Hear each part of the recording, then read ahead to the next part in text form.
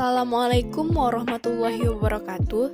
Perkenalkan, saya Asratul Rahmi dari jurusan Akuntansi Prodi D4 Akuntansi Politeknik Negeri Padang. Nah, pada video kali ini saya akan menjelaskan materi tentang biaya volume laba analisis atau analisis cost volume profit. Baiklah, untuk materi yang pertama saya akan menjelaskan yaitu konsep dasar dari analisis biaya volume laba. Biaya volume laba adalah suatu alat yang sangat berguna untuk perencanaan dan pengambilan keputusan. Karena analisis biaya volume laba atau CFP menekankan pada keterkaitan biaya, kuantitas yang terjual, dan harga. Dari besarnya kesulitan ekonomi yang dihadapi suatu divisi dan membantu mencari pemecahannya. Baiklah, untuk materi yang kedua yaitu konsep titik impas. Titik impas adalah titik di mana total pendapatan sama dengan total biaya, yaitu titik di mana laba sama dengan 0. Nah, selanjutnya yaitu metode perhitungan titik impas. Yang pertama, pendekatan laporan laba rugi. Nah, di sini pendekatan laporan laba rugi mendasarkan pada persamaan pendapatan sama dengan biaya ditambah laba. Dan untuk rumus persamaannya mencari laba, teman-teman bisa lihat di layar rumusnya. Dan untuk mencari break even point atau titik impas, teman-teman juga bisa melihat rumusnya di layar. Baiklah, untuk pendekatan yang kedua yaitu pendekatan margin kontribusi. Pendekatan margin kontribusi adalah pendekatan hasil pengurangan pendapatan dari penjualan dengan biaya variabel. Dan pada titik impas, margin kontribusi sama dengan beban tetap. Untuk rumus persamaan mencari break even point dengan pendekatan margin kontribusi, teman-teman bisa lihat rumusnya di layar. Dan untuk pendekatan yang ketiga yaitu pendekatan grafik. Pendekatan grafik adalah pendekatan selama harga jual melebihi biaya variabel atau margin kontribusinya bertambah. Maka penjualan yang lebih banyak akan menguntungkan perusahaan, baik dengan meningkatkan laba atau mengurangi kerugian. Untuk mendapatkan gambar yang lebih terperinci perlu dibuat grafik dengan dua garis terpisah, yaitu garis total pendapatan dan garis total biaya. Dan untuk persamaan pendapatan dan total biaya, teman-teman bisa lihat bagaimana bentuk persamaannya di layar. Nah, untuk materi selanjutnya yaitu target laba dan jenis-jenis dari target laba. Di sini target laba adalah sebuah target yang dibuat perusahaan sehingga perusahaan akan berusaha keras untuk pencapaiannya. Target laba dapat dinyatakan dalam satuan mata uang atau presentasi dari pendapatan penjualan. Nah, di sini pendekatan laporan operasi dan pendekatan margin kontribusi yang sudah dijelaskan tadi dapat diselesaikan dengan mudah untuk mencari target laba. Nah, untuk kita masuk ke jenis-jenis target laba. Di sini target laba ada 3. Yang pertama yaitu target laba dalam jumlah dolar. Misalkan seperti ini. Misalkan perusahaan A ingin memperoleh laba operasi sebesar 60.000. Berapa jika menggunakan laporan laba rugi? Nah, di sini teman-teman juga bisa menggunakan untuk mencari target laba yaitu dengan persamaan laporan laba rugi. Dengan persamaan yang sudah dijelaskan tadi, nah teman-teman bisa lihat penyelesaian untuk mencari target laba di layar. Dan kita dapatkan yaitu unitnya sebesar 1.400. Untuk jenis target laba yang kedua yaitu target laba dalam presentasi dari pendapatan penjualan. Maksudnya di sini yaitu misalkan perusahaan A ingin mengetahui jumlah produk yang harus dijual untuk menghasilkan laba sebesar 15% dari pendapatan penjualannya. Nah, pendapatan penjualan adalah harga yang dikalikan dengan kuantitas. Dengan menggunakan laporan laba rugi, teman-teman juga bisa memperoleh target laba dalam presentasi dan pendekatan penjualan. Nah, untuk penyelesaiannya teman-teman bisa lihat di layar. Dan untuk unit yang kita dapatkan dengan metode target laba dalam presentasi dari pendapatan penjualan yaitu 3.000. Maka presentasi A harus menjual 3.000 unit untuk menghasilkan laba 15% dari pendapatan penjualan. Dan untuk jenis target laba yang ketiga yaitu target laba setelah pajak. Di sini ketika perusahaan ingin mengetahui jumlah unit yang harus dijual untuk menghasilkan laba bersih tertentu, diperlukan beberapa pertimbangan tambahan. Dengan demikian, kita harus menambahkan kembali pajak penghasilan untuk memperoleh laba operasi ketika target laba dinyatakan sebagai laba bersih.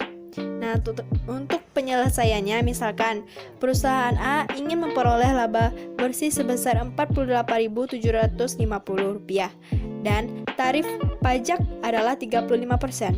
Maka harus dicari laba sebelum pajaknya dengan cara yaitu laba bersih sama dengan laba operasi dikurang tarif pajak dikali laba operasi. Nah, untuk penyelesaiannya bisa teman-teman lihat, dan laba operasi yang kita dapatkan yaitu 75.000. Dengan kata lain, perusahaan harus menghasilkan laba operasi sebesar 75.000 untuk memperoleh laba bersih 48.750.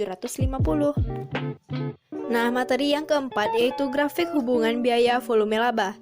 Nah, di sini analisis volume dan laba merupakan grafik yang memberikan informasi bagaimana pengaruh perubahan volume pada laba perusahaan.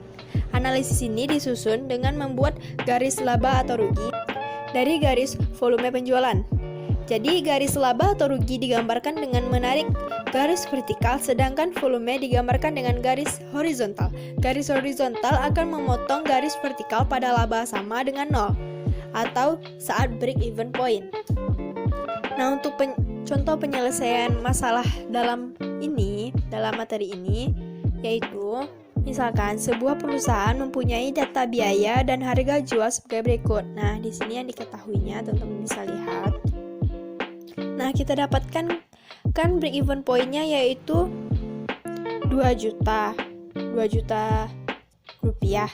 Nah, kalau untuk dalam unit yaitu sebesar 10.000 unit. Dari data yang tersedia, bisa diketahui bahwa laba maksimal akan dicapai perusahaan ketika perusahaan bisa menjual produk sebesar 20.000 unit atau total penjualan sebesar 4 juta rupiah, dan laba yang akan dicapai pada saat penjualan sebesar yang seperti kita lihat di layar. Nah, dengan perhitungan ini maka kita bisa membuat grafik volume dan laba seperti teman-teman lihat gambar titik 1.1. Nah, untuk gambar 1.1 tersebut kita bisa menarik beberapa garis yang menghubungkan antara kedua garis vertikal dan horizontal. Nah, teman-teman juga bisa lihat bandingkan yaitu pada gambar 1.2 di beberapa tempat misalnya pada volume yang dijual sebesar 8.000 unit, maka rugi yang akan diderita perusahaan adalah sebesar 200.000. Apabila perusahaan menjual 12.000 unit, maka perusahaan akan memperoleh laba sebesar 200.000 dan laba sebesar 200.000 akan tercapai pada penjualan sebesar anggaran yaitu 10.000 unit atau akan diperoleh laba sebesar 1 juta. Nah, teman-teman bisa perhatikan jika setiap volume berubah pada garis horizontal akan mempengaruhi pada garis laba atau rugi tersebut, dan rugi terbesar adalah ketika perusahaan tidak menjual produk, yaitu akan timbul kerugian sebesar biaya total yaitu 1 juta. Nah, teman-teman, grafik volume dan laba ini akan bermanfaat untuk memantau perubahan-perubahan selama jangka pelaksanaan anggaran. Nah, untuk materi selanjutnya yaitu CVP multiproduk. Nah, untuk analisis CVP cukup mudah jika diterapkan dalam peraturan produk tunggal. Namun kebanyakan perusahaan memproduksi dan menjual lebih dari satu produk atau jasa. Dan untuk multiproduk ini terbagi dua, yaitu yang pertama titik impas dalam unit. Nah, untuk titik impas dalam unit ini, apabila perusahaan memiliki dua produk, maka pemecahannya adalah dengan menerapkan analisis secara terpisah ke setiap lini produk. Nah, contohnya seperti ini, misalkan berikut titik impas untuk produk A. Nah, untuk titik impas produk A yaitu sebesar 400 unit, dan untuk unit impas produk B yaitu 200 unit. Jadi 400 produk A dan 200 produk B harus dijual untuk pencapaian margin produk impas. Namun, margin produk impas hanya menutup biaya tetap langsung saja. Sementara itu, biaya tetap umum masih belum ditutupi. Ini akan menimbulkan kerugian sebesar biaya tetap umum pada perusahaan. Nah, untuk selanjutnya yaitu pendekatan dolar penjualannya. Nah, di sini satu-satunya informasi yang diperlukan adalah proyeksi laporan laba rugi perusahaan.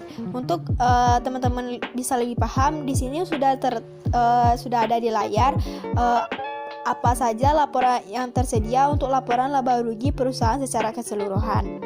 Nah, untuk dengan laporan laba rugi tersebut, pertanyaan pasti akan muncul dong, yaitu misalkan berapa pendapatan penjualan yang harus dihasilkan untuk pencapaian impasnya.